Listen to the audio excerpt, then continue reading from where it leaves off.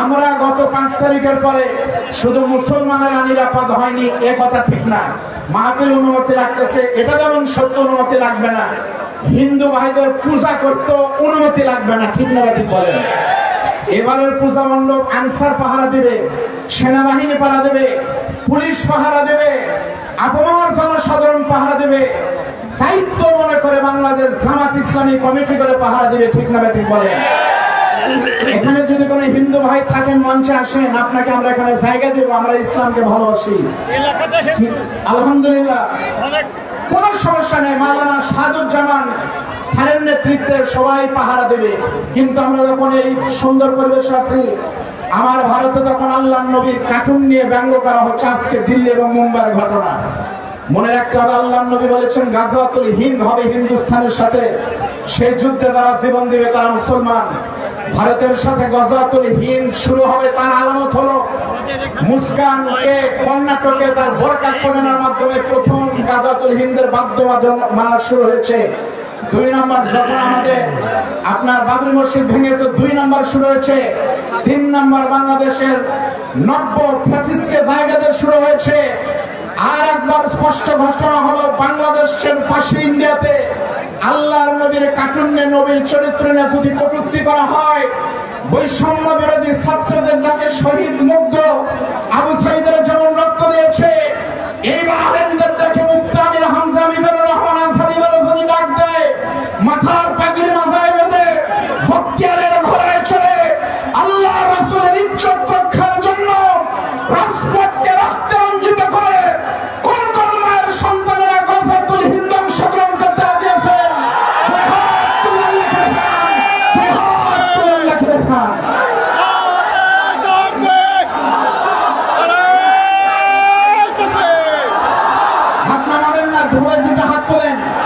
সবাই 2টা হাত তোলেন, আমার সাথে একটা তাকবীর দিলেন, লিল্লাহি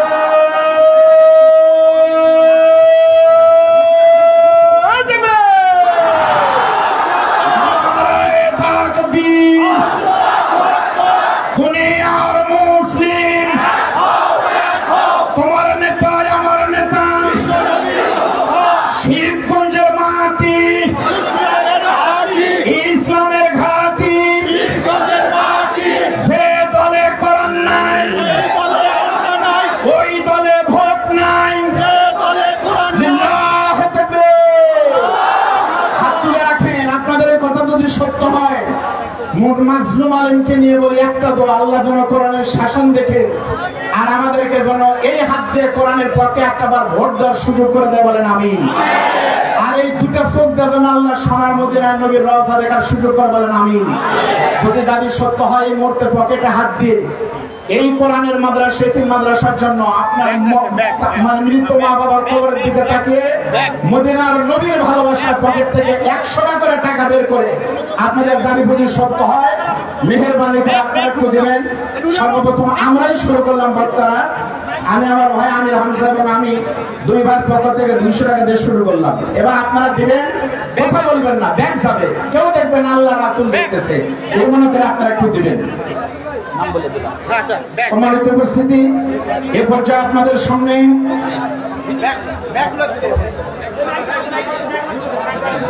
ব্যাগ দিয়ে দেন। জি, যে আমাদের সভাপতি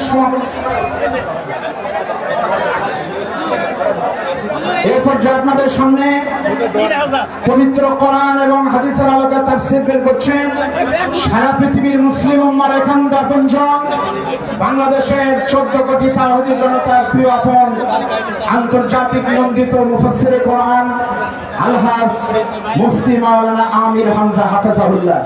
আমি অনুরোধ করবো আপনারা সবাই টাকা দিবেন, কেউ আপনারা বঞ্চিত করবেন না, কথা না বলে। শুরু করছেন মুফতি মাওলানা আমির হামজা। ব্যাগগুলো নিজ নিজ দায়িত্বে, একটা ব্যাগের টাকা অন্য ব্যাগে ডালবেন না, যে যে ব্যাগে আছে ওই ব্যাগে করেই মঞ্চে উপস্থিত করবেন সবাই।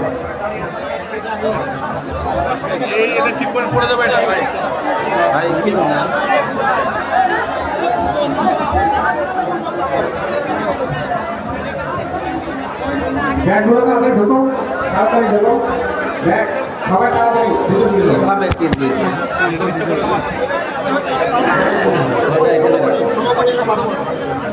দেখলো তাদের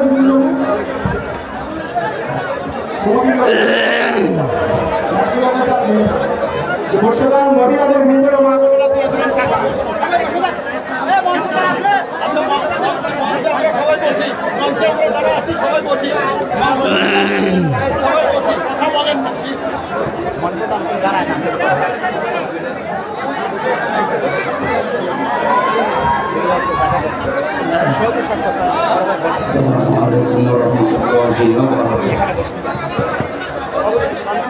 এইগুলো কি কি করে কি হোসেন কোথায় আমার বলে যে এগুলো বাইরে দিবা আচ্ছা ক্যামেরাম্যানদের এখন ডিস্টার্ব করলে হবে ভিডিও করতে পারবেন না কোন ক্যামেরাম্যান হুজুরের ওয়াজ ভিডিও বলে যে এই যে নিচে দেবেন এর সামনে মানুষের ঝামেলা হয় তারপর আপনারা শোনেন না ভিডিও আপনারা শুনতে চান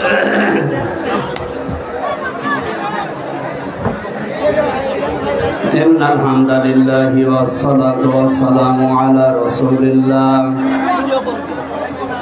أما بعد فأعوذ بالله من الشيطان الرجيم بسم الله الرحمن الرحيم وحاجه قومه قال تحاجوني في الله وقد هدان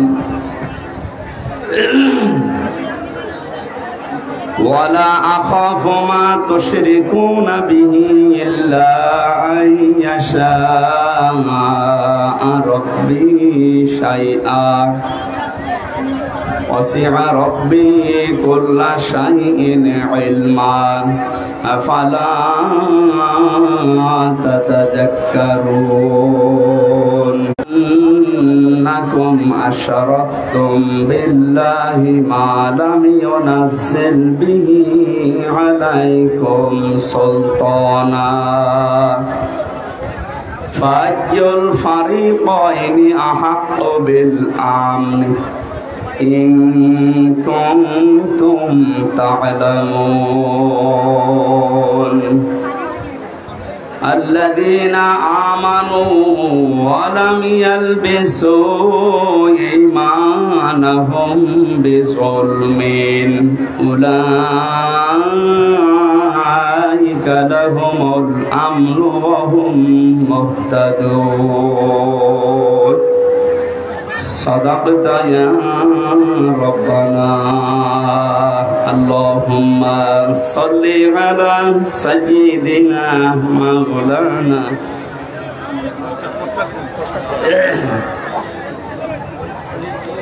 قالوا سبحانك لا علم لنا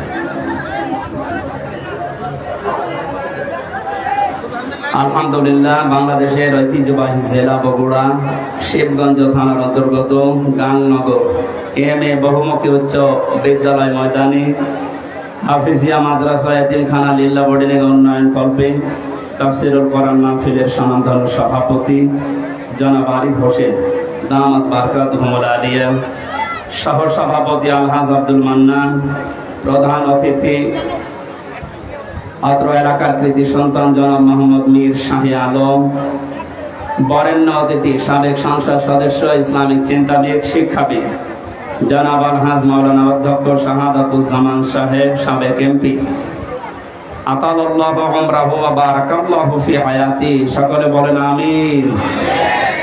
এতক্ষণ যারা কথা বললেন আপনাদের পাশের জেলা নাটোরের সন্তান ইসলামিক চিন্তাবিদ প্রভাষক মাওলানা আব্দুল বারী রশিদি ভাই, মাওলানা হোসাইন আহমেদ মাহফুজ, আমন্ত্রিত অতিথি অনেকগুলো মানুষের নাম লিখছি, এত মানুষের নাম এখন বলা সম্ভব না, এমনিতে বৃষ্টি নেমে যেতে পারে। মঞ্চে বসা সম্মানিত ব্যক্তিবর্গ, সামনে বসা মুসলমান ভাইরা, পর্দার আড়ালের সম্মানিত মা এবং বোনেরা,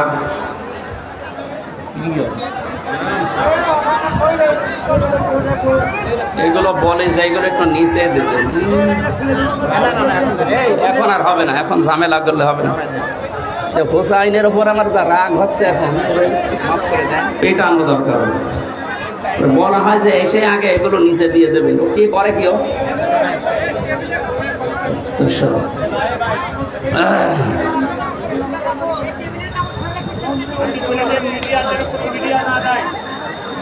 মঞ্চে বসা ওলামা একরাম ঝামেলা তো দেখছি।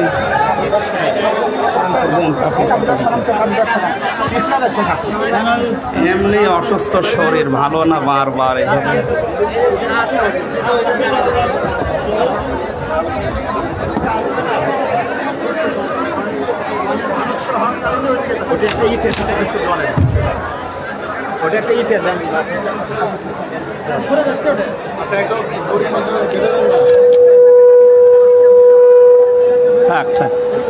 আপনাদেরকে বারবার বলেছি না যে আপনাদের গুলো আলাদা করে আরেকটাই দেবেন, কি কথা এখানে বাঁধতেছেন?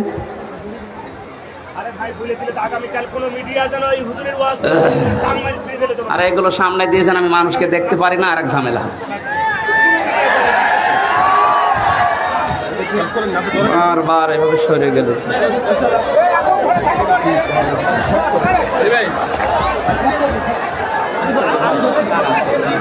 আপনি কতক্ষণ ধরে রাখবেন এভাবে?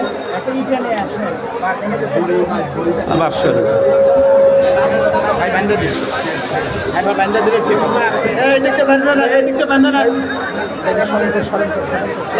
ঘুরে নেন, ঘুরে নিতে বান্ধ না।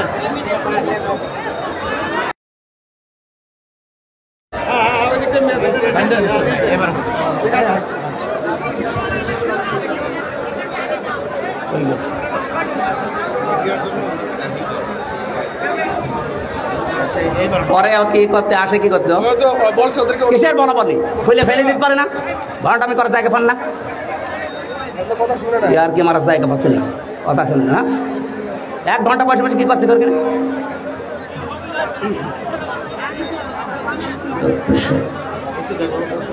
ইয়ার কি করার জন্য আসে।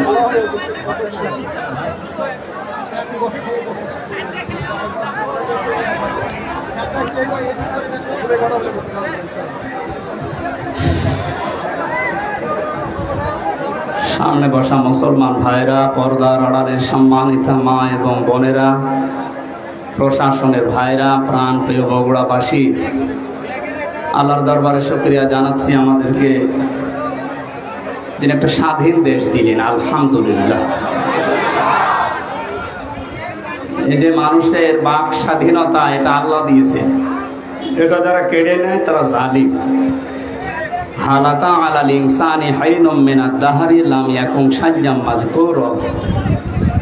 মানুষের জীবনে কি এমন সময় যায়নি যখন সে উল্লেখ করার মতো কিছু ছিল না।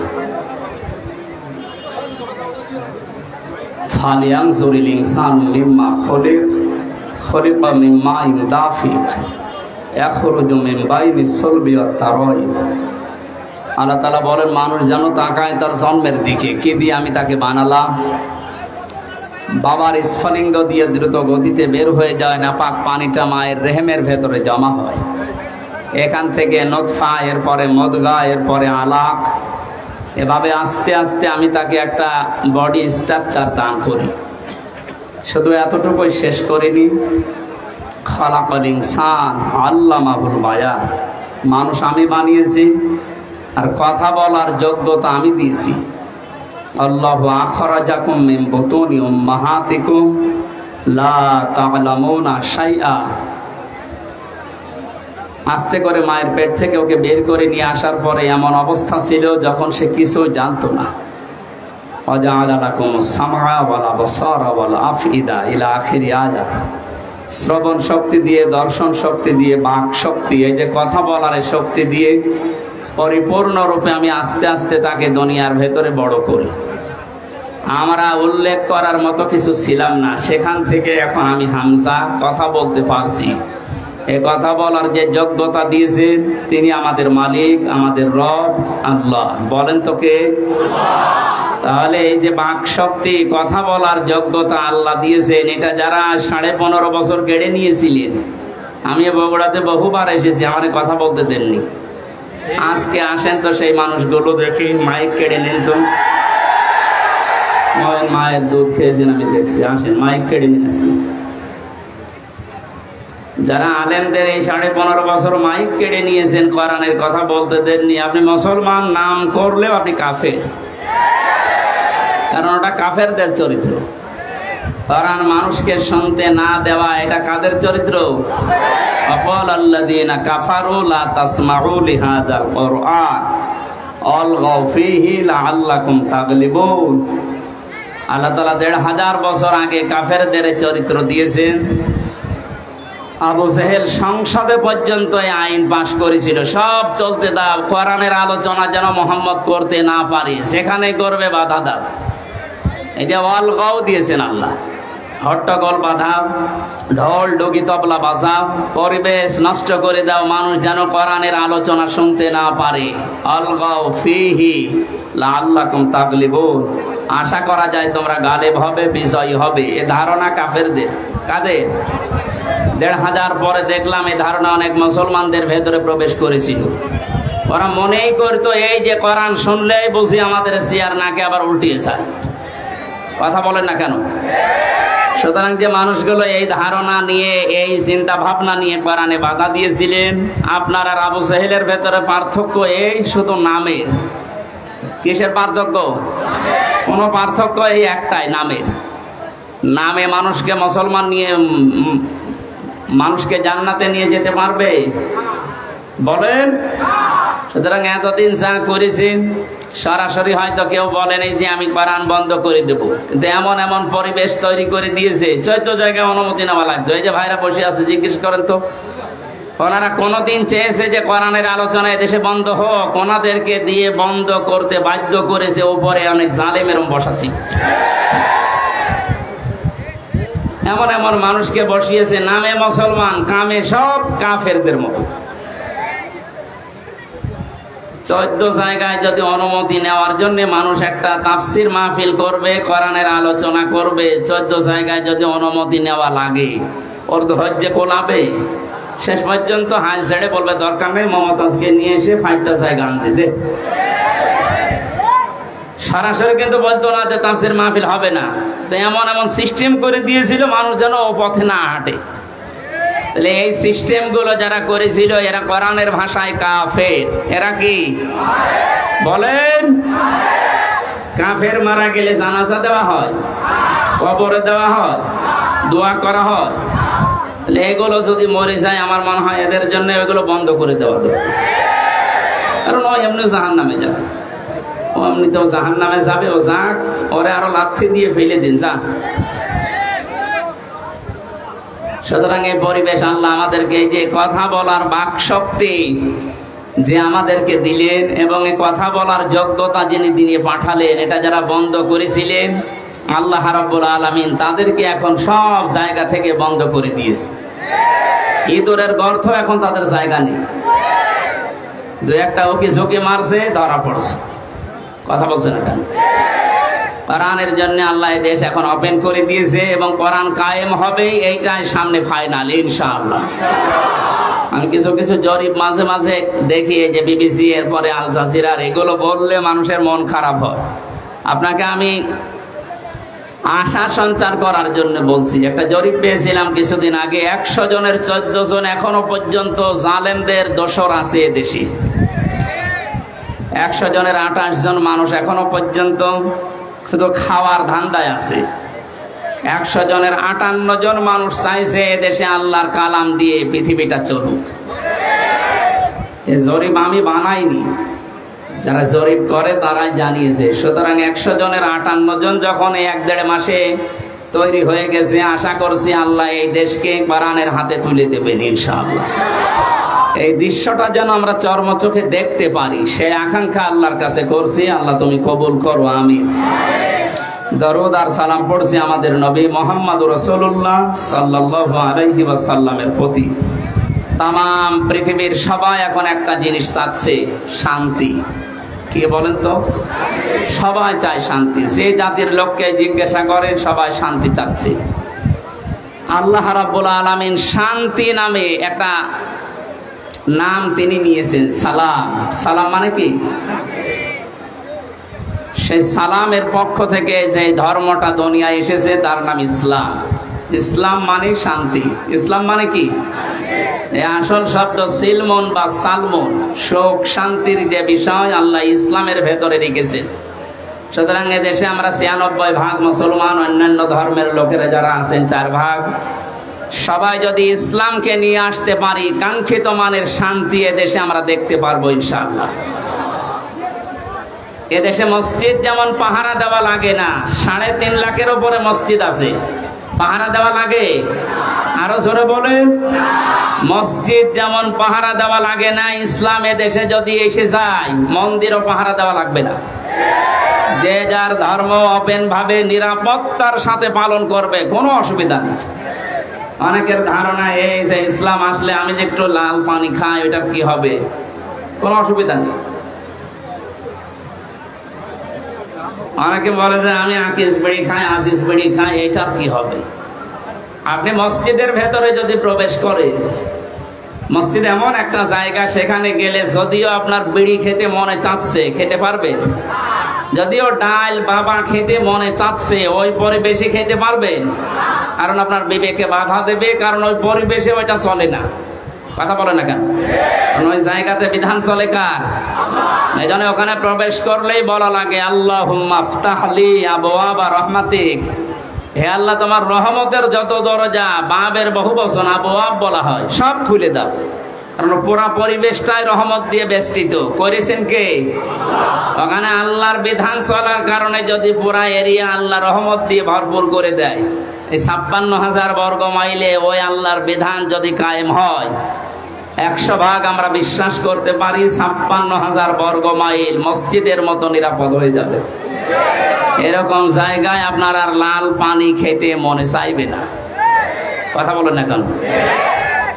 এক লোক ওয়াজ শোনার পরে বলেছিল, হুজুর জান্নাতে নাকি সব পাওয়া যায়, ওয়ালাকুম ফিহা মা তাশতাহি আনফুসুকুম ওয়ালাকুম ফিহা মা তাদদাউন। মনের ভেতরে কামনা বাসনা যা আছে সব নাকি পাওয়া যায়। বিড়ি পাওয়া যাবে না, বিড়িও পাওয়া যাবে, কিন্তু বিড়ি খাওয়ার মতো মন আপনার থাকবে না। ও নাপাক জিনিস খাওয়ার মতো মন আপনার তৈরি হবে না। জাহান্নামের যে 7টা খাবারের কথা আছে, তার প্রথম নাম্বার খাবার হচ্ছে আগুন। নাম কি? বলেন বলেন। বিড়ি যেটা দিয়ে খায় ওটার নাম কি? তা আপনি কি জাহান্নামের খাবার খেতে পারেন? আমার মনে হয় বগুড়াতে বিড়ি খাওয়া লোক, সিগারেট খাওয়া লোক নেই নাকি? যদি থাকেন আপনি এই বদ অভ্যাস ছেড়ে দিন। দেবেন তো? কারা বিড়ি সিগারেট ছেড়ে দেবেন দেখে হাত তোলেন তো। ও আপনার এলাকায় আছে, বোঝা যাচ্ছে। আস্তে আস্তে ছেড়ে দেবেন ইনশাআল্লাহ। আমরা বলছিলাম আল্লাহ পাক এই শান্তির যে ধর্ম দিয়েছেন, এখানে কিচ্ছু দেওয়া যাবে, যা দেবেন মোনাজাতের পরে।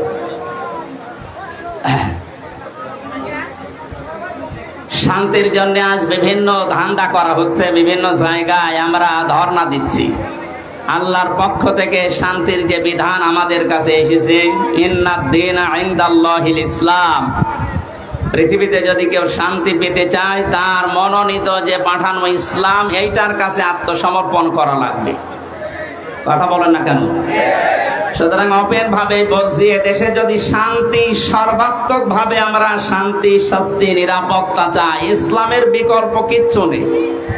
যত তন্ত্র মন্ত্র, যত বাদ আছে, সব আমাদের 53 বছরে দেখা হয়ে গেছে। এ কথা বলেন না কেন? 53 বছর বাবা চালিয়েছে, আমরা অনেকে দেখি, আমি দেখি না, এ মুরব্বী দেখিছি। আপনাদের শহীদ প্রেসিডেন্ট জিয়াউর রহমান চালিয়েছে, আমি দেখি না, ওনারা দেখেছে। এই যে 5-এর চাচা এরশাদ চাচা চালিয়েছে, ও আমি দেখি না, আমার 92 সালে জন্ম। আপনাদের এই জেলার ভাবি পুত্রবধূ উনি চালিয়েছে। পাশের জেলার পরের জেলা রংপুরের ভাবি, ববু বলা হয় যাকে, উনি চালিয়েছে। গত বছর আমরা দেখলাম, কাঙ্ক্ষিত মানের শান্তি পেয়েছি। বলেন, এখন শুধু দেখতে বাকি আছে যে কোরআন দিয়ে চললে কেমন দেখা যায়। তারা চান দেখি লিল্লাহে তাকবীর।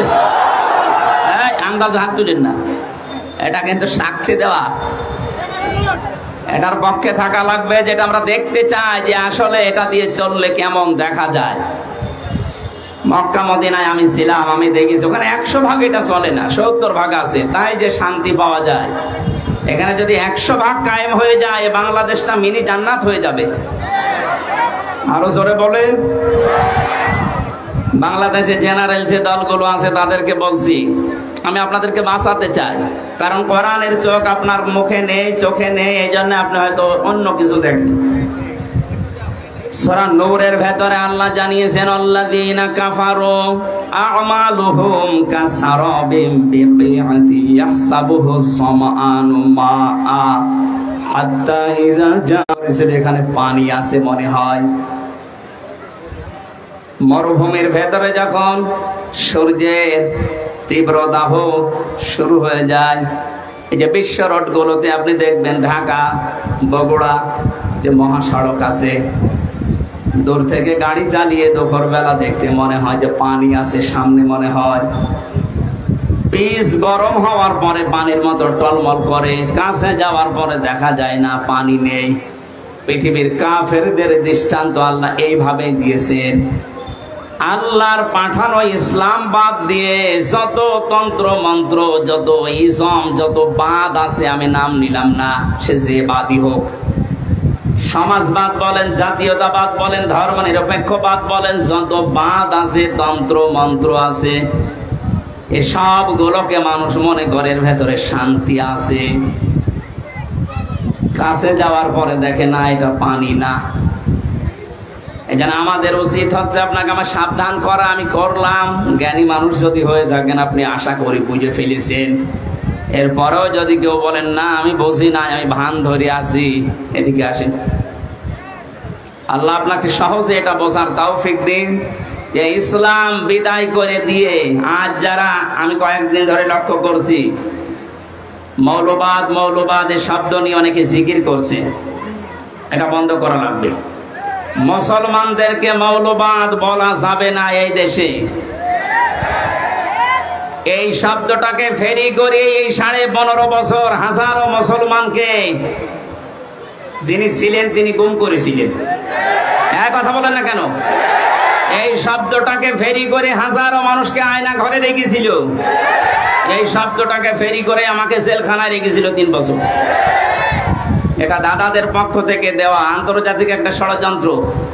এখানে যারা পা দিচ্ছেন আপনি ওই জালেমদের মতো মাজা ভাঙবে। সুতরাং এই শব্দ যেন কোনো মুসলমানের আগে পরে লাগানো না হয়, যেন আমরা মৌলবাদ চাই না। তা আপনি কি চান? মৌল শব্দ এসেছে মূল থেকে।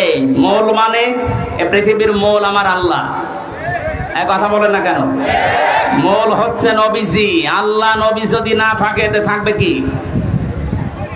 সুতরাং এই পৃথিবীতে মৌলবাদ, এটাকে যদি কেউ গালি দেয় সে যেন সরাসরি আল্লাহকে গালি দেয়। গালি হিসাবে এটা ব্যবহার করা না। এই ফেরি আর করা যাবে না। আপনি ষড়যন্ত্রে পা দিয়ে আবার না জানি কোন বিপদ ডেকে আনতে চাচ্ছেন। বুঝে হোক না বুঝে হোক, এটা যদি কেউ করে থাকে, এই শব্দ যেন আর কারো মুখে আমরা না শুনি। কথা বুঝতেছে? গত 2 দিন দেখতে পাচ্ছি দিল্লি থেকে বিশ্বনবী মোহাম্মদ রাসূলুল্লাহ এবং তার জামাই হযরতে আলীকে নিয়ে ব্যঙ্গাত্মক করে কার্টুন ছাপিয়েছে, অপমান করছে। হঠাৎ করে কয় এতদিন তো আমরা কিছু দেখলাম না, হঠাৎ এখন এসা গান দিল, মানে এ সরসরি আপনাকে কে দিচ্ছে? বাংলাদেশে এখন ওনাদের দুর্গা পূজা শুরু হবে, একটা ডাঙ্গা লাগানোর চেষ্টায় আছে। ওরা মনে করছে বাংলাদেশের মুসলমানেরা এই দৃশ্য থেকে যদি এই সংখ্যালঘু যাদের নাম বলা হয়, কিসের সংখ্যালঘু? এদেশে কোনো সংখ্যালঘু নেই, সবাই আমরা সংখ্যাগুরু। কথা বলেন? এদেশে জন্ম নিয়েছে যে সেই এই দেশের মালিক। ওরা মনে করে যে এই কথা তুলে দিয়ে এখন ওরা আলোচনা করবে, সমালোচনা করবে, শেষ পর্যন্ত কিছু মন্দিরে হামলা করবে না। আমরা অত পাগল না। এদেশে যারা মুসলিম সত্যিকার অর্থে, তারা মন্দির ভাঙা তো দূরের কথা, অন্যান্য ধর্মের দেবতাকে গালি দেওয়াও কোরআন নিষেধ করেছে। এজন্য আমরা সতর্ক থাকবো, ওদের ওই সমস্ত ফাঁদে যেন আমরা পা দিয়ে আমাদের দেশকে আবার আন্তর্জাতিক ভাবে টার্গেটে ফেলে না দেয়। অনেকে অতি উৎসাহী হয়ে ইসলাম মানি এই কথার ধান্দা নিয়ে কিছু কিছু কাজ এমন ভাবে দেখাচ্ছে, আন্তর্জাতিক মিডিয়া তো বসে নেই ষড়যন্ত্র করার জন্য। ওরা কিন্তু এমন এমন কিছু কাজ করে শেষ পর্যন্ত ডক্টর মোহাম্মদ ইউনূসকে দিয়ে এই শব্দগুলো যারা ফেরি করেছিল, এই জঙ্গিবাদ মৌলবাদ, এগুলো আবার আমাদের ঘাড়ের উপরে চাপিয়ে, আমি বাকিটা বলতে পারলাম না, দুঃখিত। এই জন্য আমরা সংক্ষিপ্ত এবং আমরা সাবধান সতর্ক থাকবো ইনশাআল্লাহ। আমি ইঙ্গিত দিয়েছি, আল্লাহ যেন আমাদেরকে বোঝার তৌফিক দেন, বলেন আমিন। যারা চাচ্ছেন এদেশে ইসলাম বিদায় করে অন্য কিছু দাঁড় করিয়ে আপনি শান্তি পাবেন না, আমেরিকা শান্তিতে নেই। কে বলেছে শান্তিতে আছে? ইসলাম যেখানে নেই সেখানে মুক্তি নেই। কথা বলেন। এক দোকানদার তার কর্মচারী রেখেছিল নাম ইসলাম। নাম কি? তার একটা মেয়ে ছিল নাম শান্তি। ইসলাম আর শান্তির মাঝে মাঝে দেখা হয়, শেষ পর্যন্ত মন দেওয়া নেওয়া হয়ে গেছে। দোকানদার টের পেয়ে ডাক দিয়ে বলছে, বেটা তুমি গরিব মানুষ, আমার বাড়িতে কাজ করে খাও, আমার দোকানের কর্মচারী আর আমার মেয়ের দিকে নজর দিয়েছো, আচ্ছা করে পিটিয়েছে। ইসলাম মনে মনে ভাবতেছে, মালিক আমার মেয়ের সাথে মিল করার কারণে আমারে মারধর করলে এই শান্তি কতদিন তোমার বাড়ি থাকে আমি না দেখে দম নেব না। স্টেশনে বাবুড়া এসে কল দিয়েছে, শান্তি তুমি কোথায়? বসে বাড়িতে। সাজগজ করে চলে আসো, আজকে পালানো লাগবে। ইসলামের কথা মতো শান্তি সব কিছু নিয়ে পালিয়েছে। সকালবেলা এই লোকটা রাস্তায় দৌড়াচ্ছে আর এলাকার মানুষকে বলছে, আমার শান্তি গেল কোথায়? লোকজন বলছে, শান্তি গেল কোথায় মানে? যে আমার মেয়ে শান্তিকে আমি খুঁজে পাচ্ছি না। লোকজন ডাক দিয়ে বলে, বেটা তোমার দোকানে সে কর্মচারী ইসলাম কোথায়? ওকে তো আমি মারধর দিয়ে বের করে দিয়েছি। মানুষজন বলে, তুমি কি মাথা খারাপ না পাগল? ইসলাম মারধর ধরে বের করে দিলে এখন শান্তি তালাশ করো? ইসলাম যেখানে আছে শান্তি ওখানে গেছে। এইটা আজ যারা বের করে দিতে চাচ্ছেন, এইটা বের করে দিলে আর কিছু থাকবে না। কারণ এখানে ৯৬% মুসলমান। কত ভাগ?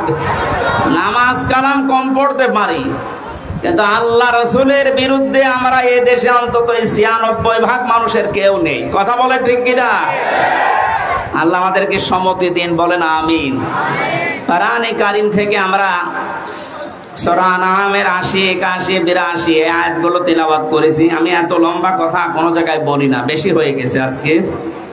সংক্ষেপ করছি আলোচনাটা, শুধু শিক্ষাগুলো নিয়ে আসার জন্য। খুব খেয়াল করে শুনবেন। আল্লাহ রাব্বুল আলামিন হযরত ইব্রাহিম আলাইহিস সালামের এবং তার বাবার কিছু কাহিনী এখানে তুলে ধরেছেন। শিরিক এবং ঈমান, এটা সেই পৃথিবীর লগ্নের পর থেকে আরম্ভ হয়েছে এই দুইটার সংঘর্ষ। কোন মানুষ যদি শান্তি, স্বস্তি, নিরাপত্তা চায়, সে যেন তার বিশ্বাসের সাথে অন্য কিছুকে যোগ না করে। এটা যারা যোগ করেছে, যুগে যুগে তাদের শান্তি, স্বস্তি, নিরাপত্তা হারিয়ে গেছে। আর যারা তাদের ইমানের সাথে জুলুমকে, শিরিককে মিশ্রিত করেনি, আল্লাহ তাদেরকে শান্তিতে রেখেছে। যে মানুষগুলো আজ আল্লাহর বিধানের সাথে, আল্লাহর শক্তির সাথে, পাওয়ারের সাথে অন্য কাউকে শরিক করে বুক ফুলিয়ে বেড়ানোর চেষ্টায় আছেন, আপনি কি মনে করেন?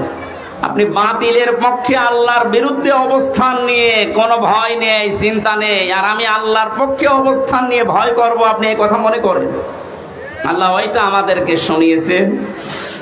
রব্বুল আলামিন বলেন, কাইফা আখাফু মা আশরাকতুম ওয়া লা তাখাফুনা আন্নাকুম আশরাকতুম বিল্লাহি মা লাম ইউনাজ্জিল বিহি আলাইকুম সুলতানা।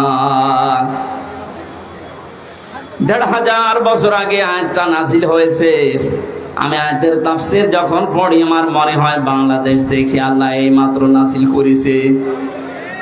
এদেশে বহু মানুষ আজ ইসলামপন্থী যারা, এদের কথাগুলো তারাও বোঝে, তারাও দেখে এদের কাজ কারবার। দেখার পরেও মানুষগুলো না দেখার মনে হয় ভান করে থাকে। এরা চায় আল্লাহর একাত্মবাদ, আল্লাহর ওয়াহাদানিয়াতকে দেশে প্রতিষ্ঠা করতে। আরো মানুষগুলো আল্লাহর বিপক্ষে অবস্থান নিয়ে আল্লাহর আইনের বিপক্ষে নতুন আইন তৈরি করে শিরিক করে আর মুখ ফোলাতে আল্লাহ তাআলা নবীজিকে দিয়ে বলাচ্ছেন, হে নবী আপনি এই কথাটা মানুষকে জানান, কাইফা আখাফু, কেমন করে আমি ভয় করি, মা আশরাকতুম, যা তোমরা শরীক করো, ওয়ালা তাখাফুনা আন্নাকুম আশরাকতুম বিল্লাহ, তোমরা আল্লাহর সাথে শরীক করে তার সাথে অংশীদার স্থাপন করে ভয় করো না। আর আমরা আল্লাহর একত্ববাদ এই দুনিয়ায় প্রতিষ্ঠা করতে গিয়ে ভয় পাবো কোন কারণে? তোমাদের পক্ষে কোনো দলিল নেই, সব মন গড়া কথা। আর আমি যেটা করতে চাই এটার পক্ষে আমার আল্লাহর পক্ষ থেকে দলিল আছে। শান্তি, স্বস্তি, নিরাপত্তা এইটা দেওয়ার একচ্ছত্র মালিকানা দুনিয়ার কেউ না। কার বলে তো? ফাজল ফারিকাইন আহাক্কু বিল আমনি, এই দুই দলের ভেতরে নিরাপত্তা পাওয়ার জন্য সবচাইতে বেশি হকদার কারা? ইন কুনতুম তা'লামুন, যদি তোমাদের জানা থাকে বলো দেখি।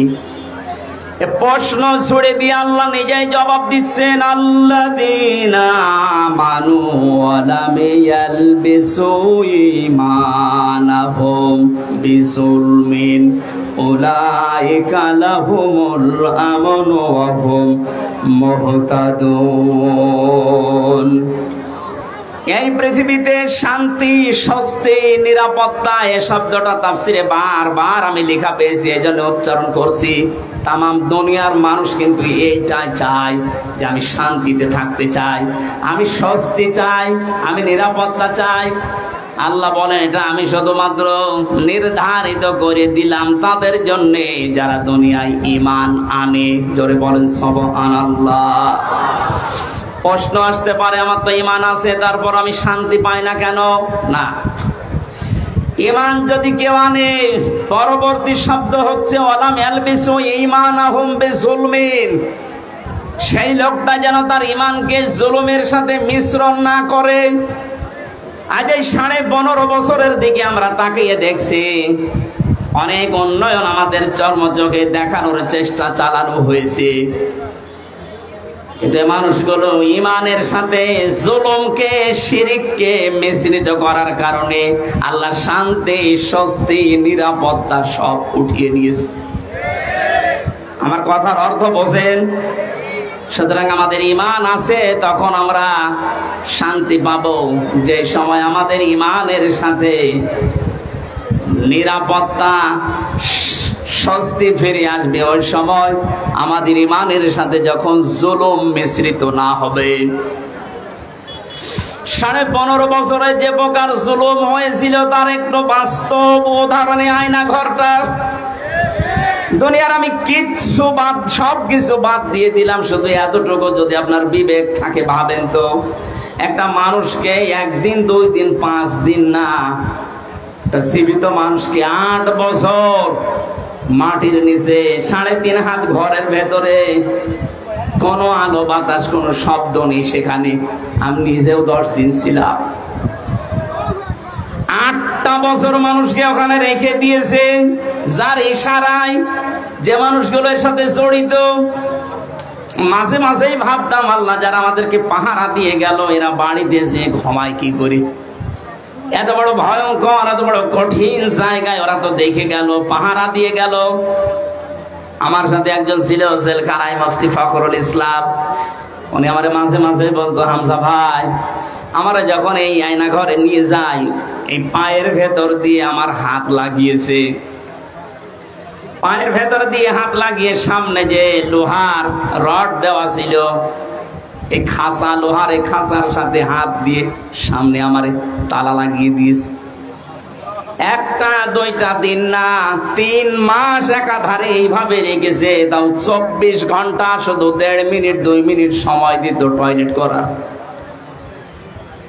খাবার যা দিত, মাঝে মাঝে মনে হচ্ছে খাবার কেউ মাখিয়ে দিয়েছে।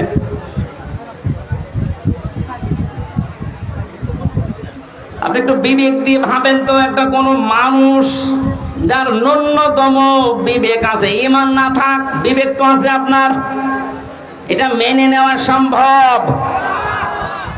আপনি দাবি করছেন আমার ইমান আছে, আমি তো শান্তি স্বস্তি নিরাপত্তা পাই না। আরে ভাই, আপনার ইমানের সাথে তো জুলুম মিশ্রিত। এখানে জুলুমের অর্থ তাফসিরে এসেছে জুলুম আই শিরিক। যাদের ইমানের সাথে জুলুম মিশ্রিত থাকবে, শিরিক মিশ্রিত থাকবে, তাদের জীবন থেকে আল্লাহ শান্তি তুলে নেবে, স্বস্তি বাদ দিয়ে দেবে, নিরাপত্তা আল্লাহ নিজে তুলে নেবে। বলেন নাউজুবিল্লাহ। এই জুলুমের যখন একেবারে শেষ হয়ে যায়, তখন আল্লাহ পাক ধরেন। কালকে একটা আয়াত পেয়েছিলাম কোরআনে কারিমে, আমি এর আগেও পড়েছি, কিন্তু এই আগস্টের 5 তারিখের সাথে দেখলাম আয়াতটা 100 ভাগ মিলে গেছে। সূরা আনআমের 44 নম্বর আয়াতটা, ফালাম্মা নাসু মা যুক্কিরু বিহি ফাতাহনা আলাইহিম আবওয়াবা কুল্লা শাইইন। আল্লাহ পাক বলেন, যখন এই মানুষগুলো আমার বিধান, আমার আইন, আমার কানুন তাদের কাছে যাবার পরে আস্তে আস্তে ভুলে গেল, তাদের শান্তির, তাদের ক্ষমতার, তাদের যে বাহনগুলো, এগুলো আমি আল্লাহ আরো বাড়িয়ে দিলাম। লাফাতাহনা, আমি আল্লাহ খুলে দিলাম। ফাতাহনা আবওয়াবা কুল্লা শাইইন হাত্তা ইযা ফারিহু বিমা উতু। আমার এই নিয়ামত পাওয়ার পরে মানুষগুলো আরো বেশি আনন্দিত, এত আনন্দিত হয়েছিল যে পেছনের কোনো কথা তাদের আর মনে ছিল না। আয়াতটা নাযিল হয়েছে 1500 বছর আগে, অথচ 15.5 বছরের সাথে মিলালে আমার মনে হচ্ছে মিলে যাচ্ছে। 2006 সালে এই অক্টোবরের 28 তারিখে যারা পিটিয়ে মানুষ হত্যা করে ড্যান্স দিয়েছিল লাশের উপরে, এটা দেখার পরে ওই সময় আমি চিন্তা করেছিলাম, আল্লাহ এরাও মানুষ? আমার মনে হয় না। কোন জায়গা থেকে যেন একবার তাফসীর মাহফিল শেষ করে বাড়ি যাচ্ছিলাম, বাসের পেছনে ছিলাম বসা, ড্রাইভারের মাঝখানে দেখলাম রাস্তায় একটা কুকুর পড়ে আছে মরি। ড্রাইভার সাহেব মাঝখান দিয়ে না দিয়ে বাম দিয়ে চালিয়ে দিল, তো গাড়িটা ঝাঁকি দিয়ে উঠেছে। ড্রাইভারকে বললাম, ভাই আপনি এমন করলেন কেন? ড্রাইভার আমারে বলে, হুজুর আপনি দেখতে পাচ্ছেন না যে একটা কুকুর মরে পড়ে আছে? আমি মরা কুকুরের ওপর আবার গাড়ি চালিয়ে দেব, আমার বিবেক নেই? আমি বললাম, ভাই ও তো মরা কুকুর, ও মরে গেছে, ওকে মারলে কি আর না মারলে কি? ড্রাইভার আমার দিকে ঘুরে বলছে, হুজুর আপনি কি আসলে হুজুর? আপনি কেমন হুজুর? আপনি দেখছেন একটা জিনিস মরে গেছে, আমি ডবল করে আবার মারবো, আমার বিবেক নেই? আর গায়ে থাবা দিয়ে বললাম, এই কথাটা শোনার জন্য আমি ছিলাম। একটা মরা জিনিস ডবল করে মারা যায় না, আপনার বিবেকে এটা সায় দিচ্ছে। অথচ বাস্তবতায় দেখেন, এই দেশে অনেক মানুষকে আমরা দেখেছি জীবিত মানুষ পিটিয়ে মারার পরে লাশের উপরে ড্যান্স দিচ্ছে। আপনার মতো বিবেকও তাদের নেই। আপনি একটা কুকুরকেও, মরা কুকুর আবার ডবল করে মারতে চান না, আর ওরা জীবিত মানুষকে হত্যা করে লাশের উপরে ড্যান্স দেয়। ওরা কোন মানুষ? এটা দেখার পরে ভেবেছিলাম, না আল্লাহ এরকম এত বড় নৃশংস কাজ যারা করতে পারে তাদেরকে আল্লাহ দুনিয়ায় কোনোদিন শান্তি দেবে না। ক্ষমতা পাওয়ার তাদের হাতে আল্লাহ দেওয়া সম্ভব না, কিন্তু দেখলাম না, ঠিক 2 বছর পর আল্লাহ তাদেরকে 9 সালে দিয়েছে। কথা বলেন না কেন? দিল 9 বছর, 5 বছর পরে মনে করলাম 13 সালে যা কেমন হয় পড়ে যাবে, তো না। 13 সালের পরে দেখি না 18 সালে আবার আল্লাহ ওদেরকে দিয়েছে। 18 সালের পরে মনে করলাম না, আর টেকা সম্ভব না। শেষ পর্যন্ত দেখলাম 24 সালে আবার আল্লাহ ওদেরকে দিয়েছে। কথা বলছেন এখন? আল্লাহ রাব্বুল আলামিন বলেন, মানুষ যখন আমার বিধান ভুলে গিয়ে তাদের মন মতো কাজ করতে গিয়ে জুলুমের একেবারে সর্বশেষ সীমা পার হয়ে যায়, ফাআখাযনাহুম বাগতাতান, আমি হঠাৎ করে তাদেরকে এমন ভাবে পাকড়াও করি তারা দিশেহারা হয়ে যায়। ১৫০০ বছর পরে ২০২৪ সালের ৫ আগস্টের দিকে তাকান, ১০০ ভাগা একটা মিলে যাচ্ছে। কোন স্মরণ ছিল আল্লাহর কথা? যার ন্যূনতম স্মরণ থাকবে আল্লাহর ভাষা যে আমাকে কিন্তু জবাব দেওয়া লাগবে, সে কোনদিন আয়না ঘরের দায়িত্ব পালন করে সে খাবার খেতে পারে না। জেলখানায় আমাদের সাথে দায়িত্ব যারা পালন করেছে তারাও যে বাইরে যে খাবার খেত কি করে আমার বিশ্বাস হয় না। আলেমদের সাথে যা আচরণ করতো ভেতরে, অন্য মানুষের কথা তো বাদই দিলাম। আল্লাহর আয়াতগুলো, আল্লাহর বিধানগুলো পুরাটা ভুলে গিয়েছিল। ইন্নামা নুমলি লাহুম লিয়াজদাদু ইসমা, মানুষের পাপের বোঝা যখন পরিপূর্ণ হয়ে যায়, ওয়ালাহুম আযাবুম মুহিন, তখন আল্লাহ অপমানজনক শাস্তি তার উপরে ফেলে দেয়। এত অপমান আল্লাহ পৃথিবীর ইতিহাসে কাউকে করেছে বলে আমার মনে হয় না যে অপমান করেছে কালামানিককে। কলার পাতায় শুয়েছে, বিসি উড়ে গেছে, কথা বলে না। আমার তো ১৫০০ বছরের ইতিহাস আমি যতটুকু পড়ি, কাউকে এত বড় অপমান করেছে বলে আমার মনে হয় না। এর সাথে আল্লাহ কি করবে?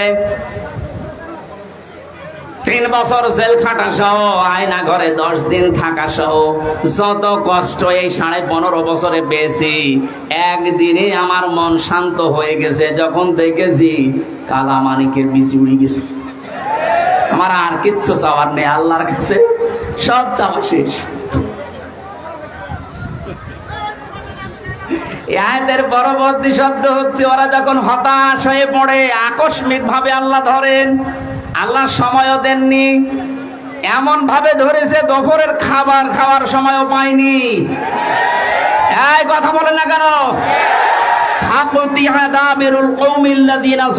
আমি আল্লাহ নিজে জালেমদের শিকড় কেটে দেই। আল্লাহ কেটে দিয়েছে, এর বাস্তব প্রমাণ এই বাংলাদেশ। কোন জালেমের এখন ক্ষমতা আছে মাথা চাড়া দিয়ে ওঠা?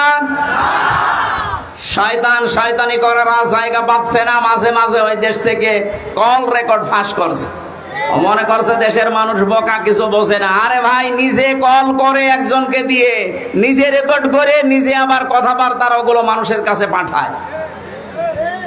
এই ধান্দাবাজি, এই প্রতারণা কিন্তু এদেশের মানুষ বুঝে ফেলেছে।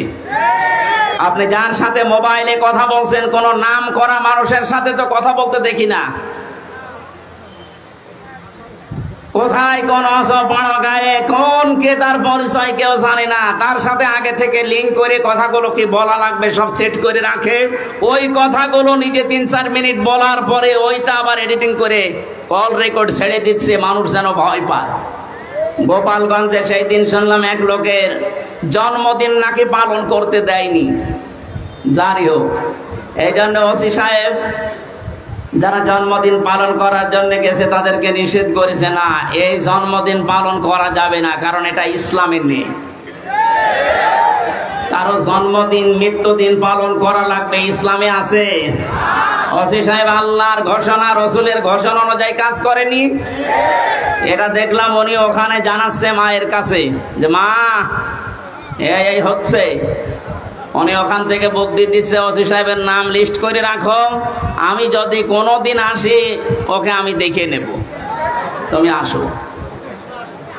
বড় আশা করে আছে যে উনি চট করে ঢুকে পড়বে আর দেশের মানুষ ফট করে আয়না ঘরে ঢুকিয়ে দেবে। আর যতটুকু বিশ্বাস, এই দেশের 18 কোটি মানুষ যদি ওনাকে মাফ করে দেয়, ব্যারিস্টার আরমানের বউ জীবনও মাফ করবে না। আমার ওই ছোট মেয়ে ফারিহা জান্নাত মাফ করবে না। কোন অপরাধ ছিল? আমার তো কয়েকদিন আগে দেখলাম মামলাগুলো সব খালাস করে দিয়েছে। তার মানে বিচারক কর্তৃক, আদালত কর্তৃক প্রমাণিত যে আমার কোনো দোষ নেই, যে মামলা দিয়েছিল আমি নির্দোষ। আমি চাই এই দেশে যে মানুষগুলোকে দিয়ে জুলুম করানো হয়েছে, মামলার আয়ু থেকে শুরু করে একেবারে ওই পালানো পর্যন্ত, যারাই জড়িত ছিল, এ দেশের 1 লাখের উপরে মানুষ এখন জেলখানায়। তার 100 জনের 70 জনই কিছু জানে না, আন্দাজে জেল খাটতেছে। যারা 2 বছর 5 বছর 10 বছর পরে নিরপরাধ প্রমাণ হয় যে কোনো দোষ নেই, তখন ছেড়ে দেওয়া লাগে। সুতরাং এই মানুষগুলো আমি চাই যারা এই জুলুমের সাথে জড়িত, একটা মানুষকে জেলে দিলে তার পরিবারের সব ধ্বংস হয়ে যায়। আমার 2টা মেয়ের খোঁজ 3 বছরে কে নিয়েছে? আমার ম্যাডামের, আমার মা বাবার। প্রত্যেক মাসে মাসে তো মামলা তুলতে আছে, 33 বারের উপরে আমার মামলা তুলেছে, তো জামিন দেয়নি। অথচ সেই বিচারক এই কয়েকদিন আগে পুরাটা খালাস করে দিয়েছে। মামলাটা হাতে নিয়ে আমার সামনে তো ছিলাম আমি, আমারে বলছে যে এ কি বিচার করবে, এর ভেতরে কোনো মাল নেই, যা।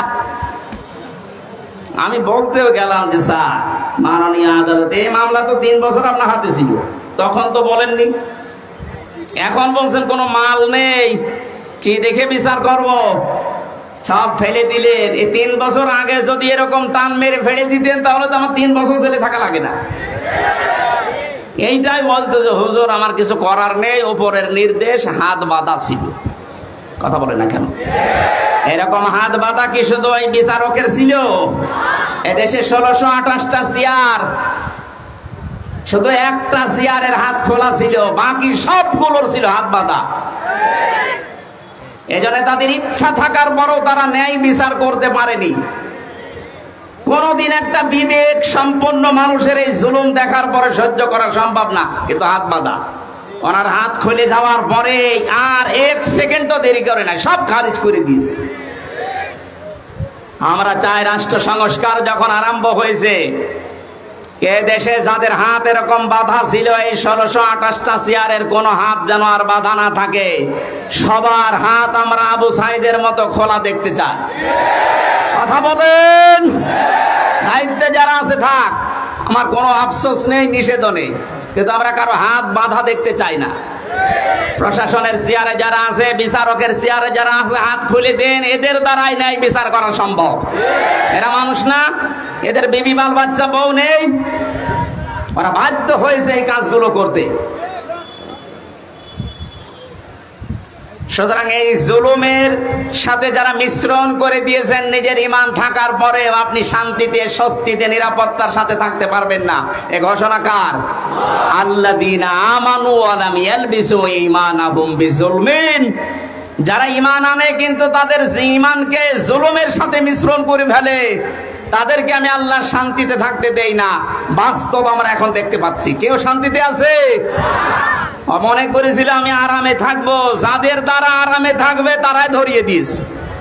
এই যে দীপমণির নাম শুনলাম, উনি ওনার বোনের বাড়িতে পালিয়েছিল। বোনের ছেলে মোবাইল টিপছিল, নিষেধ করে যাই মোবাইল টেপা বাদ দিয়ে পড়াশোনা কর। ও ছেলেটা বিরক্ত হয়ে গিয়ে 999-এ কল দিয়ে এই পুলিশ ভাইদের কাছে। আপনাকে আল্লাহ শান্তিতে থাকতে দেবে না। যারা জুলুম করে আর যারা জুলুমের সাপোর্ট করে, এই মানুষগুলো নবীর উম্মত থেকে বের হয়ে যায়। কত বড় কথা লিখে লক্ষ্য করেন, যারা জুলুম করে আর যারা জেনে শুনে জুলুমের সাপোর্ট করে, এরা নবীর উম্মতের বাইরের লোক। এদেশে আমরা অনেককে এরকম দেখতে পেয়েছি। সুতরাং আপনাকে আল্লাহ শান্তিতে, স্বস্তিতে, নিরাপত্তায় থাকতে দেবে কোন কারণে?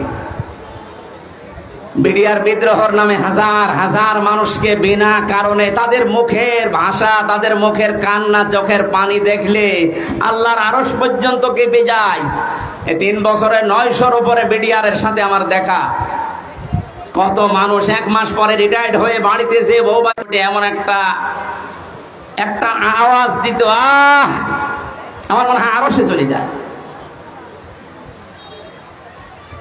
60 বছর 65 বছরের এই মুরব্বী মানুষ চোখের পানি ফেলে কাঁদতো, হামজা ভাই জীবনের 1 মাস পরে রিটায়ার্ড হয়ে যেতাম, বিনা কারণে, কিচ্ছু জানি না। যদি শাস্তিও দিয়ে দিত মাত্র 7 বছর জেল হইতো, অথচ 15 বছর পড়ে আছি।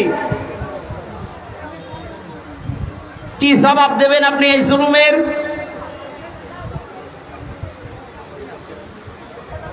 জালেম এই শব্দটা শুনলে আমার ভয় লাগে, কারণ জালেমরা হামজার টার্গেট না।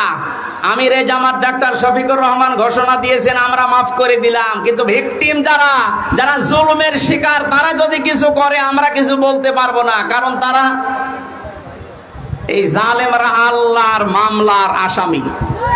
পারার 6 নাম্বার পৃষ্ঠার 13 নাম্বার লাইনে আছে, আমি যত তাফসীর পড়েছি বিশ্ববিদ্যালয়ে থাকাকালীন সব মুফাসসির আয়াতের ব্যাপারে একমত। খুব ভালো করে শুনেন, ইন্নামাস সাবিলু আলাল্লাযীনা ইয়াযলিমুনান নাস। অবশ্যই আমি আল্লাহ মামলা দায়ের করব। এই এদিকে তাকান। অবশ্যই আমি আল্লাহ মামলা দায়ের করব তাদের বিরুদ্ধে যারা মানুষ হয়ে মানুষের উপরে জুলুম করেছে। এই আয়াতটা বাংলাদেশের সাথে মিলান।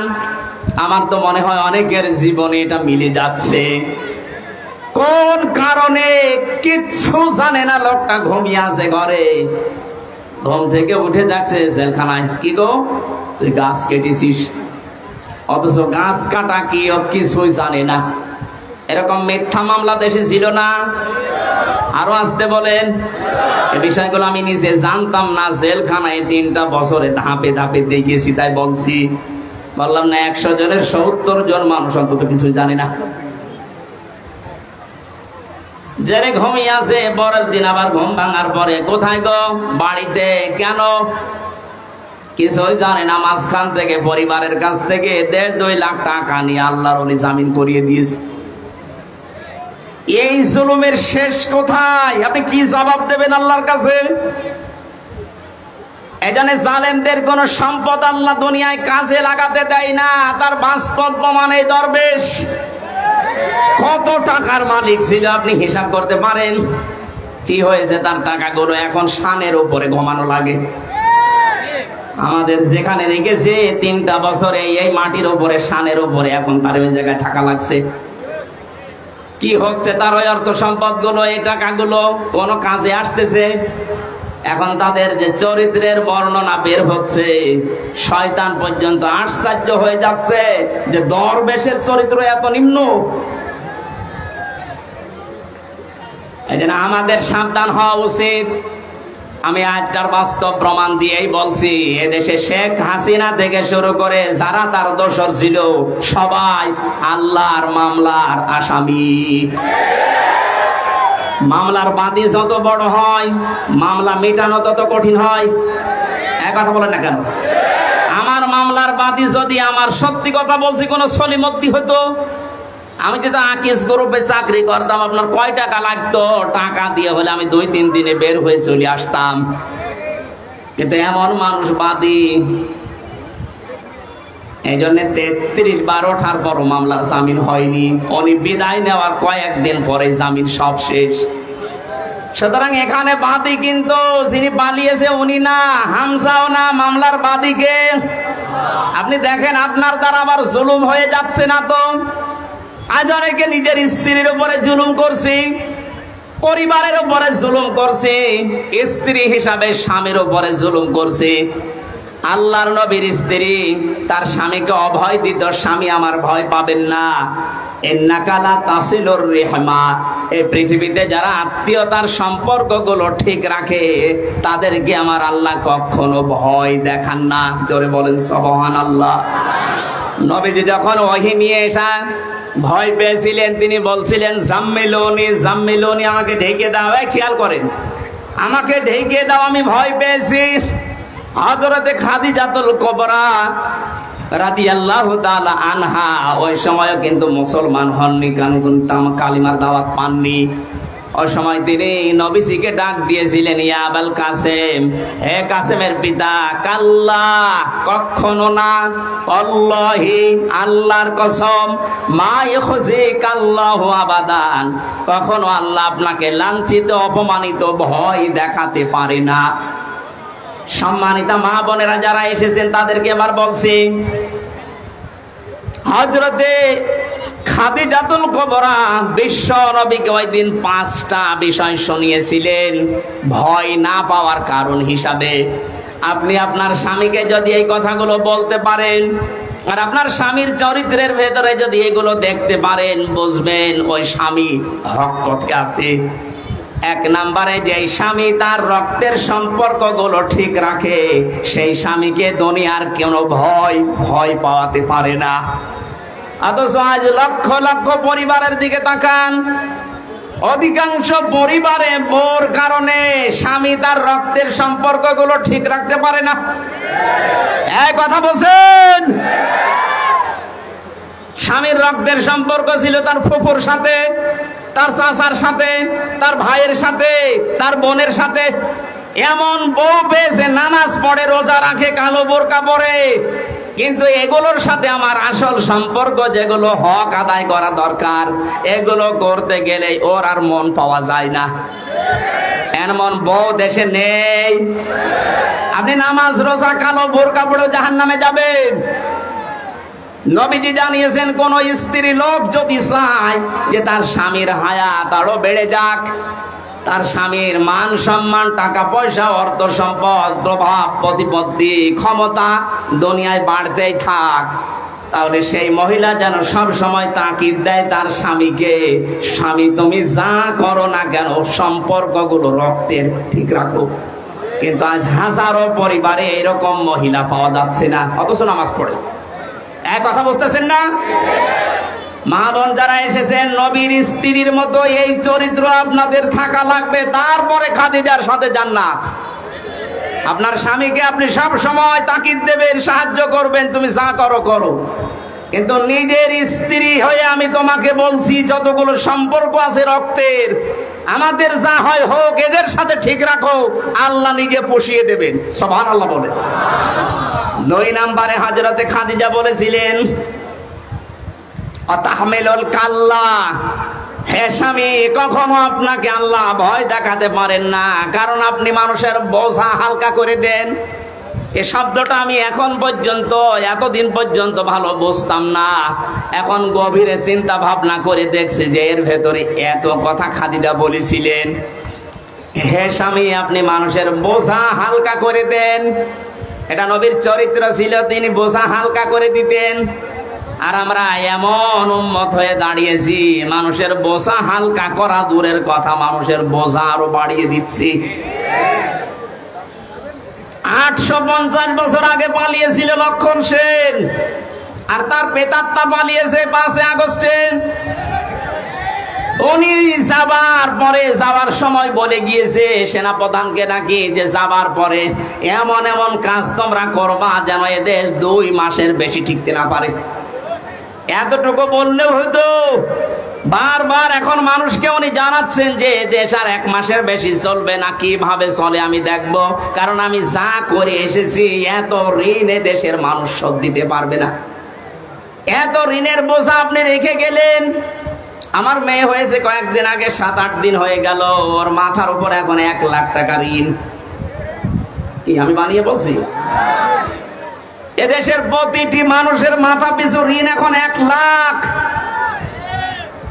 ঋণের বোঝাগুলো দিয়ে গেলেন আপনি, রবির উম্মত দাবি করেন, 14 বার নাকি হজ করেছেন। কি করেছেন আপনি?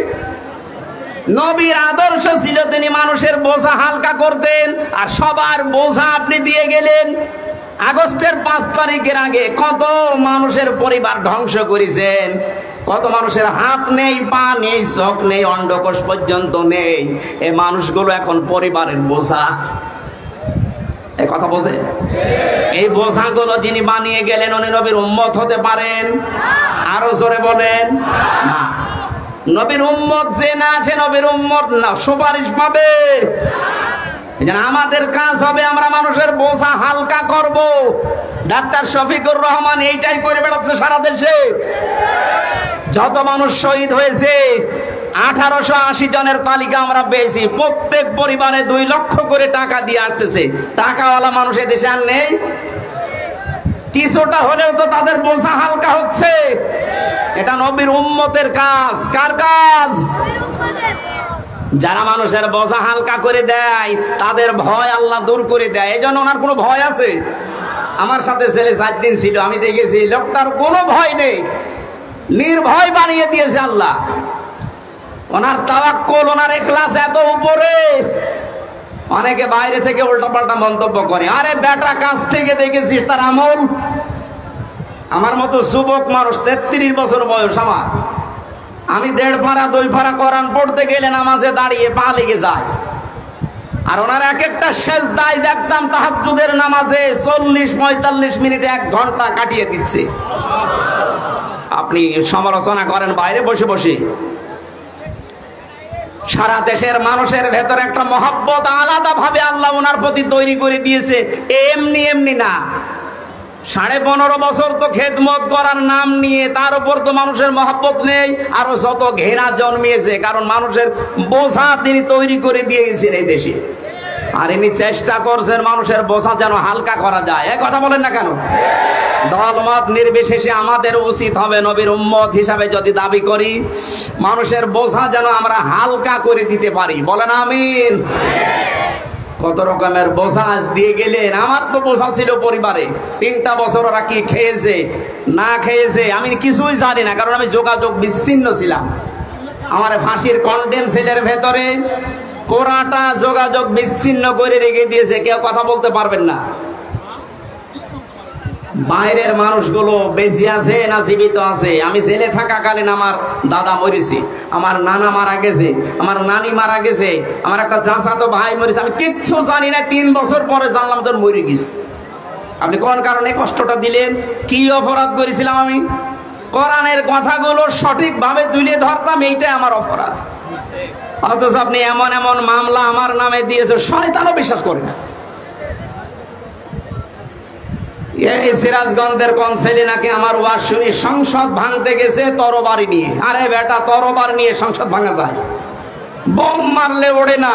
এই যে সংসদের লোক বসে আছে না, তরবারি নিয়ে ভাঙা যায়? ওই মামলা দিয়ে কে কে বলেছে বলে আমির হামজার ওয়াজ শুনে আমি উদ্বুদ্ধ হয়ে এসেছি। সেই পাগলকে দেখা হয়েছিল জেলখানা। এই আমার নাম বললি কোন কারণ? আমার বলতে বলেছে। বলেন সুবহানাল্লাহ। বেচারকে মামলার যেদিন ঢেসমেশ করে দিল ওই দিন হাঁটছিল। যে একটা মামলা হইলো, কোন পাগল কোথায় কি করেছে, আমি যে এই কথা আপনি এই 3 বছর পরে বললেন। এটা যদি সেই প্রথম যখন মামলা উঠেছিল 7-8 দিন পরে ওই সময় বলে দিতেন যে না, এ মামলার কোনো ভিত্তি নেই, 3টা বছর আমার বাইরের জীবনে থাকা লাগতো, এই ভেতরে থাকা লাগতো না। কত রকমের বোঝা মানুষের মাথার উপরে চাপিয়ে দিচ্ছেন, আর আপনি নবীর উম্মত দাবি করছেন। আপনি শান্তি পাবেন, স্বস্তি পাবেন, নিরাপত্তা জীবনেও না। যারা মানুষের বোঝা হালকা করে দেয় আল্লাহ তাদেরকে শান্তি দেয়। সুবহানাল্লাহ বলতে পারেন নাই? আমাদের জীবন যতদিন আছে মানুষের বোঝা বাড়াবো না মানুষের বোঝা হালকা করব?